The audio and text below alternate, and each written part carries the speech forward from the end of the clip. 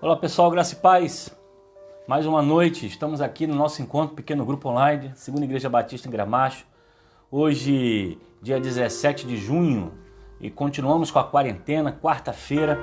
E nós vamos iniciar o nosso Pequeno Grupo Online, é um momento nosso que temos, para aprender um pouco mais da Palavra de Deus. E você que está chegando, aquele rotina de sempre, compartilha, convida, envia, publica na sua página de internet, no seu zap, e nós vamos juntar aí a galera, o pessoal da Segunda do Gramacho, para começarmos mais um estudo bíblico. Eu quero contar com a sua participação. Quem está chegando, já vai deixando o seu oi, seu boa noite, sua paz, a graça. Aproveita a oportunidade aí para você poder conversar com os irmãos, que estão aí participando, e nós vamos já daqui a pouco começar o nosso estudo online. Deixa só eu preparar tudo aqui, porque eu deixo tudo preparado, compartilhando também com os outros grupos, com as outras páginas. E a gente já começa o nosso estudo bíblico nessa noite. Tenho certeza que vai ser um tempo muito bom, para nós aprendermos um pouco mais da Palavra de Deus. Então, vamos caminhar, vamos caminhar, vamos deixar aí o resultado, vamos deixar aí as notícias, o que está acontecendo, como é que você está, se você está bem, se está recuperado. Vamos aproveitar esse momento aí para você compartilhar e conversar um pouquinho com os irmãos aqui da Segunda Igreja Batista em Gramacho. É o nosso encontro que nós fazemos toda noite às 20 horas.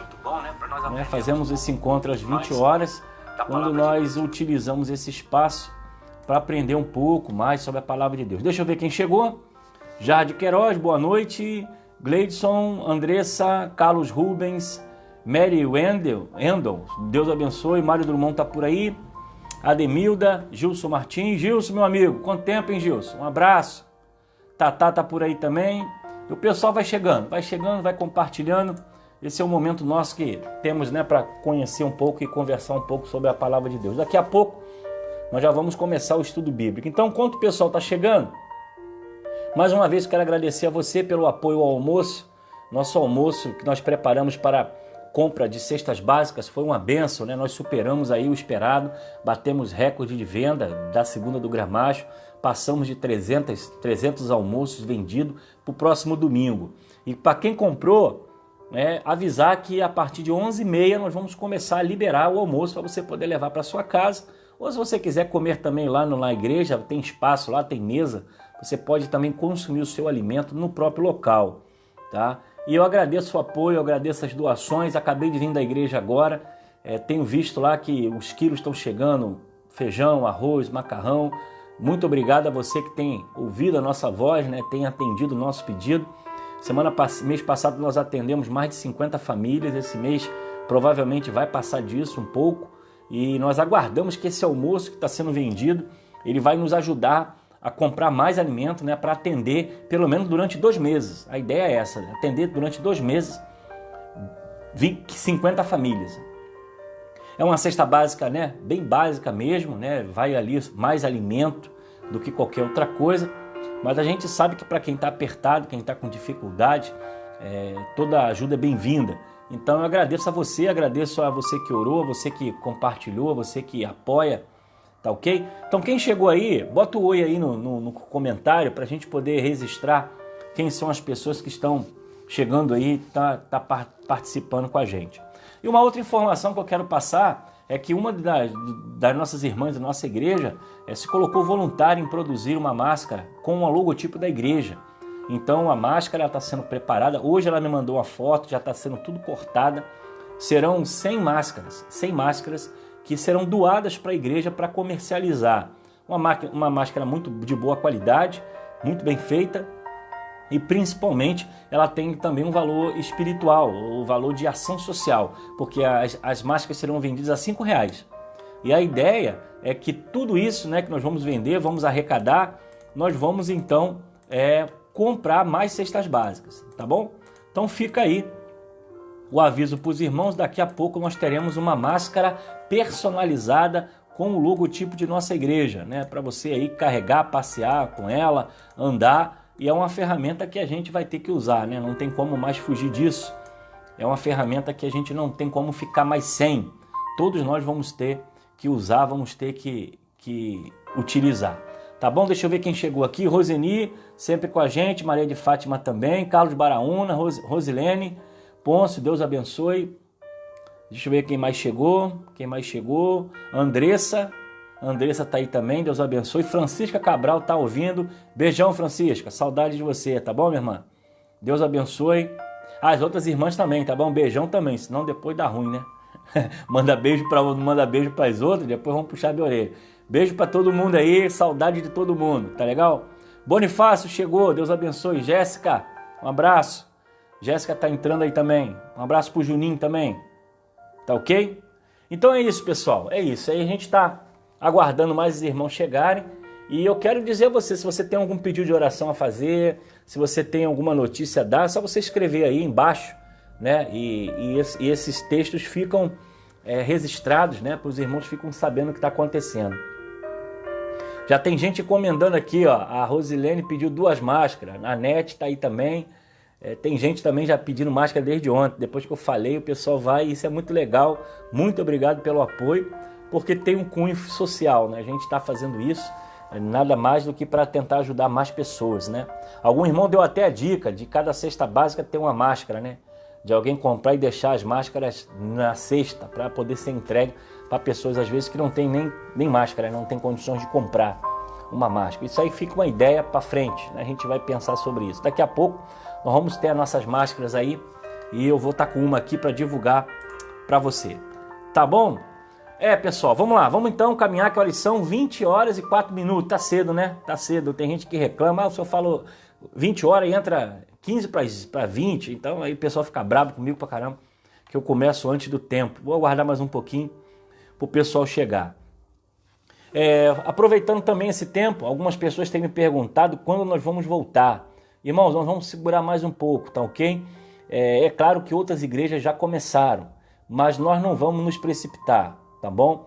Nós aguentamos até aqui, nós seguramos a onda até aqui e Deus vai nos sustentar, tá bom? A igreja tem cooperado, os irmãos têm ido ao templo durante o dia de culto, têm orado, têm levado seu quilo, têm levado sua oferta, porque sabe que a igreja tem os seus compromissos de água, luz, telefone, funcionário, tudo isso. Isso chega com pandemia ou sem pandemia, as contas chegam e a igreja precisa manter, né, os seus funcionários, a luz, o patrimônio, não pode deteriorar, tem que ser organizado. E também tem que estar preparado para quando a gente voltar a encontrar tudo direitinho, né? Tudo direitinho, tudo no lugar. Então, graças a Deus, nós temos uma equipe muito boa lá cuidando do templo. O nosso zelador, o Momárcio, continua limpando a igreja, cuidando dela, porque dá poeira, dá sujeira. Então, ele está lá cumprindo o horário dele de trabalho e ele não pode ficar sem apoio nesse momento. Então, se você tem o desejo aí de abençoar a sua igreja, o seu dízimo, sua oferta, é para manter a obra do Senhor funcionando. E graças a Deus até aqui não nos faltou nada. Então eu peço aos irmãos que orem. A igreja está aberta, dia de culto. Agora, hoje estava aberta, já fechou, mas do sábado agora, de 8 a meio-dia, a igreja está aberta. Se você quiser entrar, orar, falar com Deus, você pode ir. Domingo de manhã também, de 8 a meio-dia, e à noite, de 18 horas até 19h30. A igreja está aberta para que os irmãos queiram passar por lá. Então, voltando aqui para falar, nós não temos ainda o dia para voltar. Nós vamos observar esse mês. Esse mês a gente não volta ainda, vamos aguardar mais um pouco. E mês que vem talvez nós tenhamos uma posição. Eu não sou contra, né, ninguém que está voltando. Isso é cada um com sua responsabilidade. Cada um com seu compromisso. Eu, como pastor, assim como o pastor tomou a atitude de fechar a igreja, não foi governador que fechou a igreja, não foi prefeito que fechou a igreja não fecha.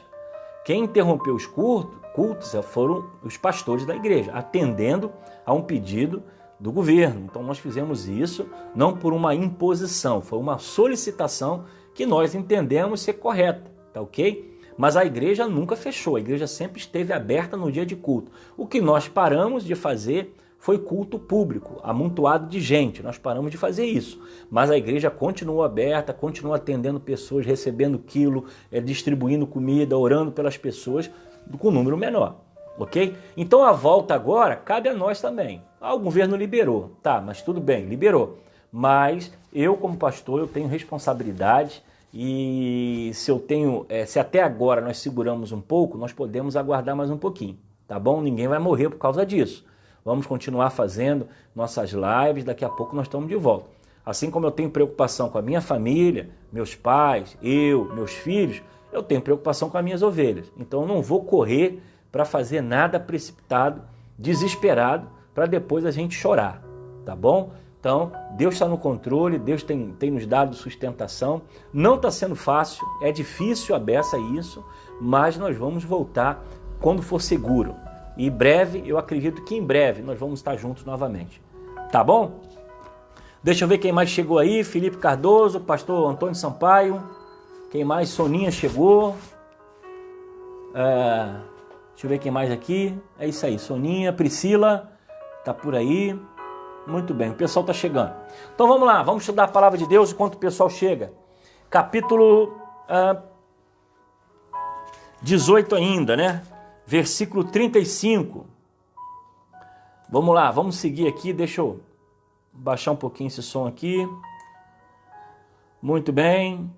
Lucas, capítulo 18.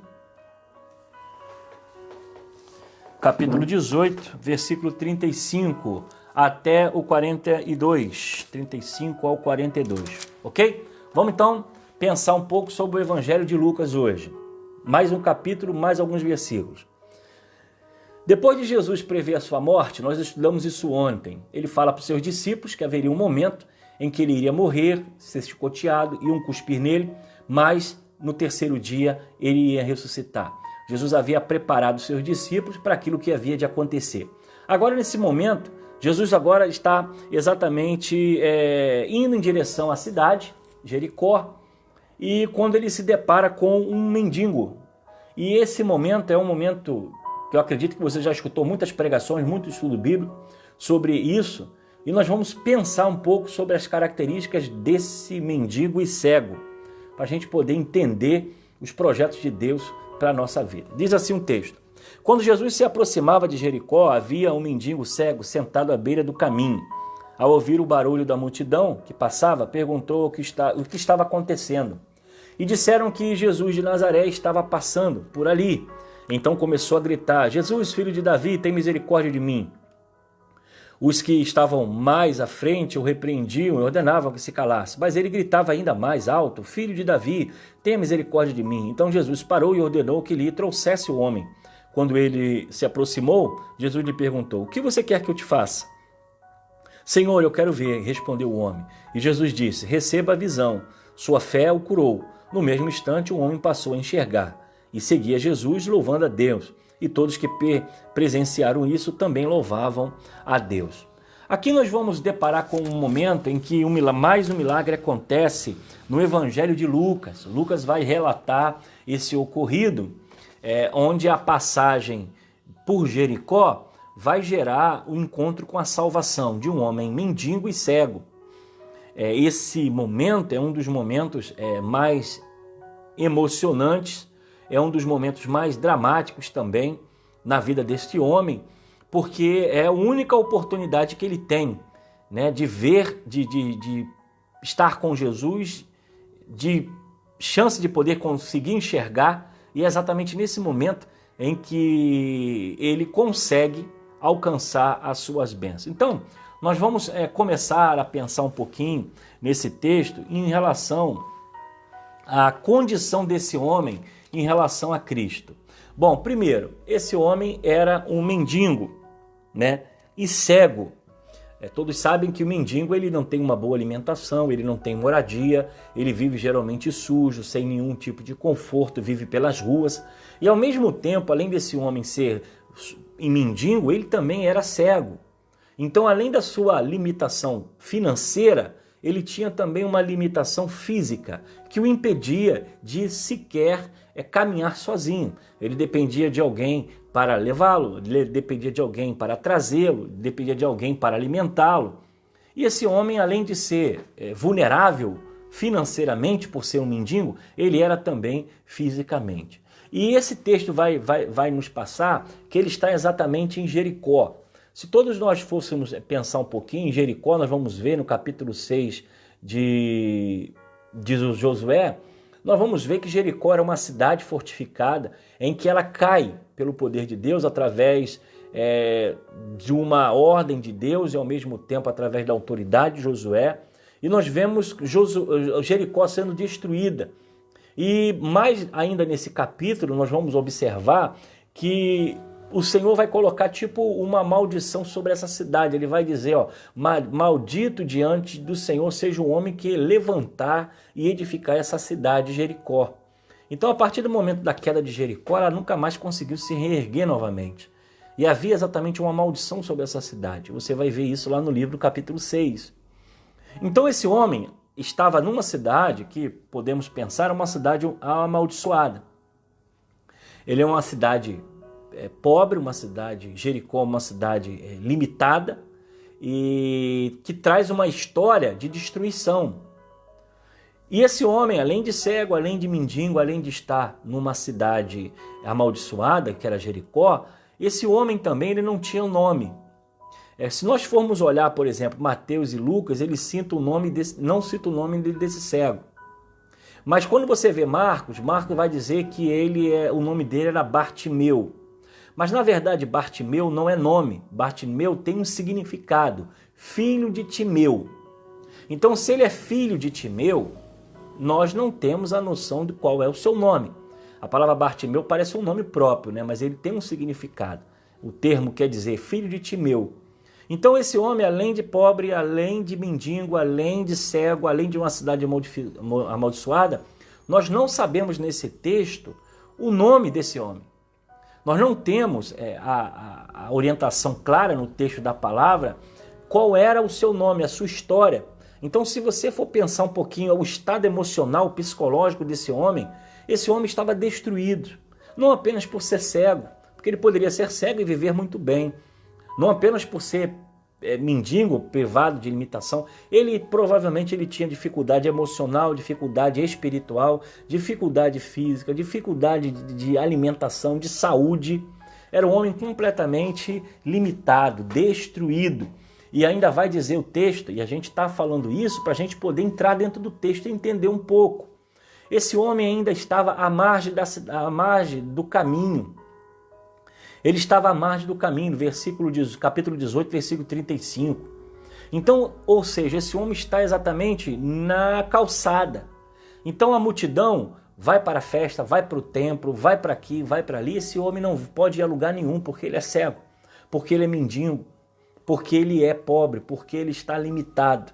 Esse homem, ele vivia à margem da sociedade.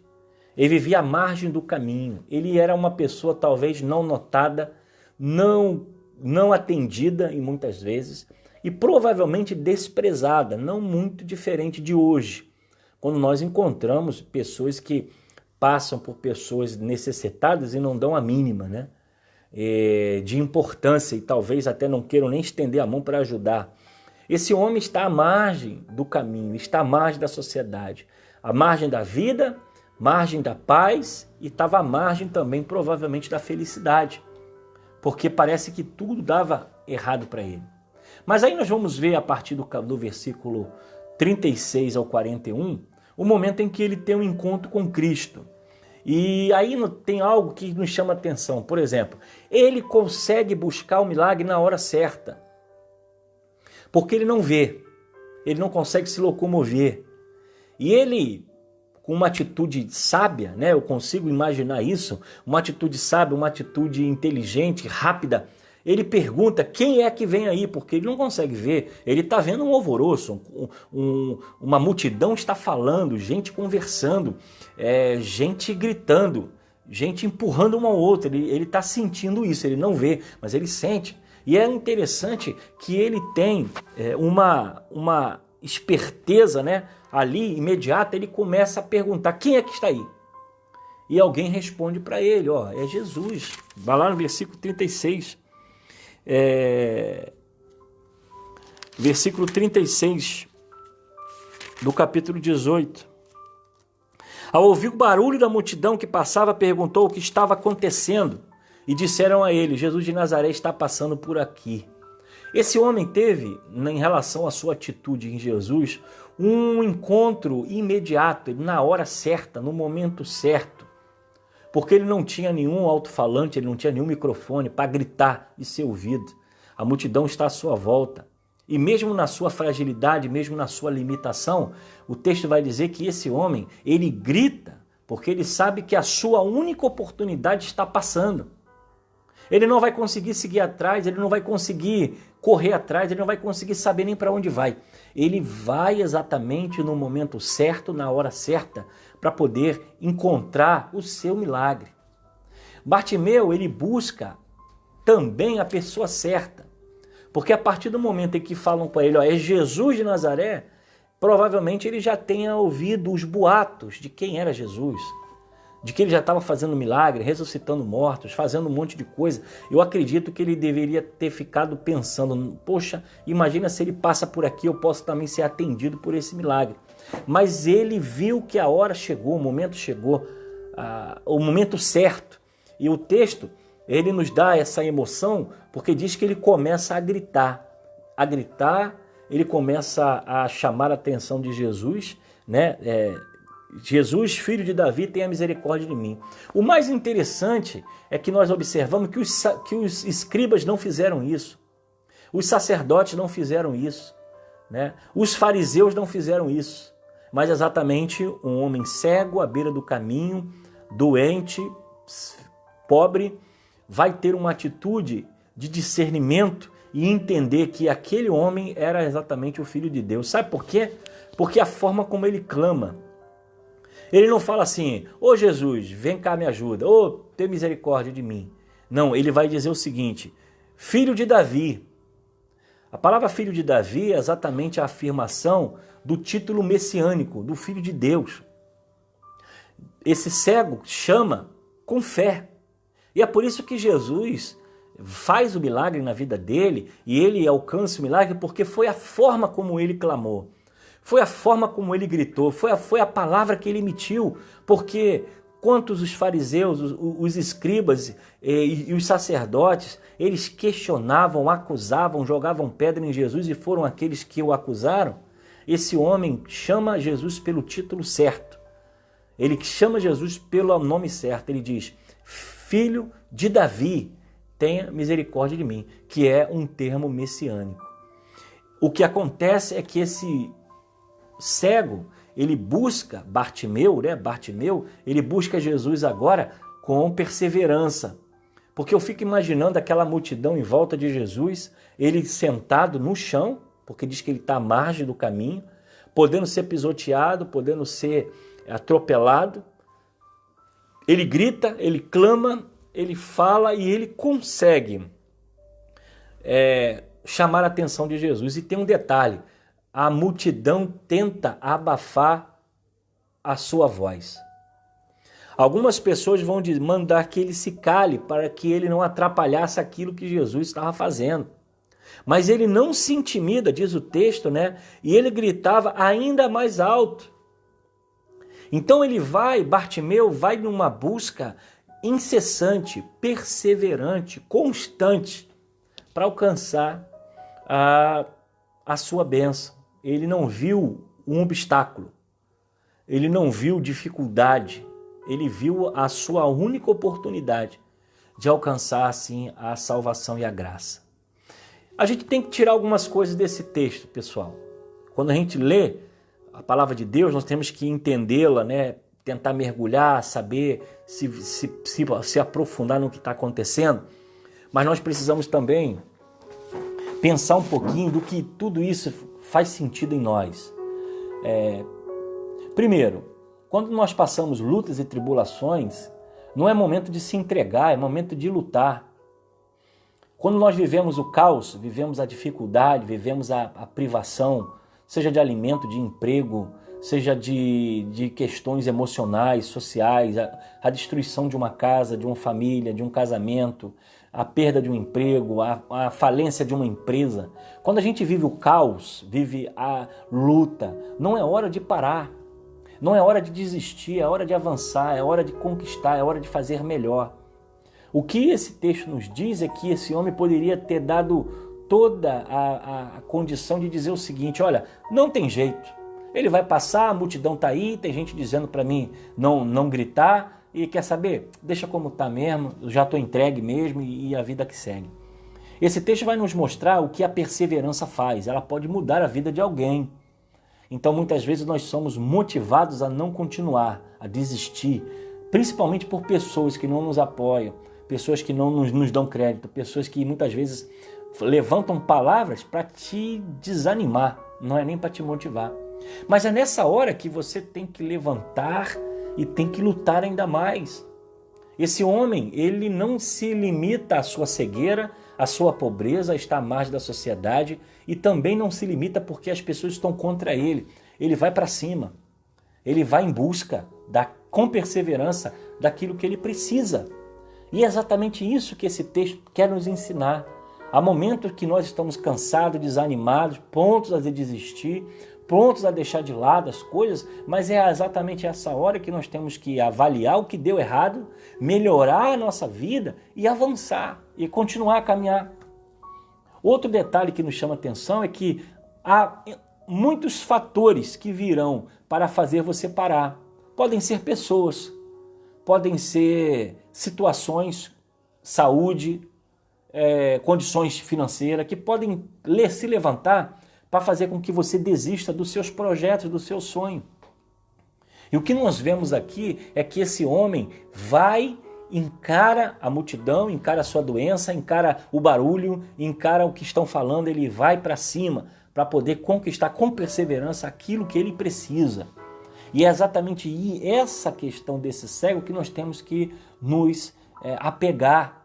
E a terceira fase, a terceira face que nos chama a atenção nesse texto é que ele não tinha nome, ele não tinha condição financeira, ele era cego, ele era à margem da sociedade, ele era desprezado, as pessoas estavam contra ele, mas ele foi com uma atitude de fé.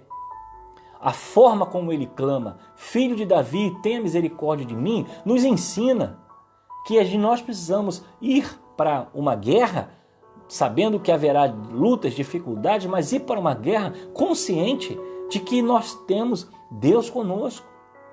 Que nós vamos encarar o leão, mas nós sabemos que Deus está conosco. Que Ele é que pode fazer o milagre, é Ele que pode levantar o caído, é Ele que pode dar vista aos cegos, curar as nossas enfermidades. Então há pessoas, por exemplo, que estão em tratamento médico, é difícil ir para médico, é difícil arrumar número, é difícil arrumar cirurgia. Meu irmão, vai para cima, levanta, corre atrás e vai nessa fé desse cego. Olha, filho de Davi, tenha misericórdia de mim, vai clamando.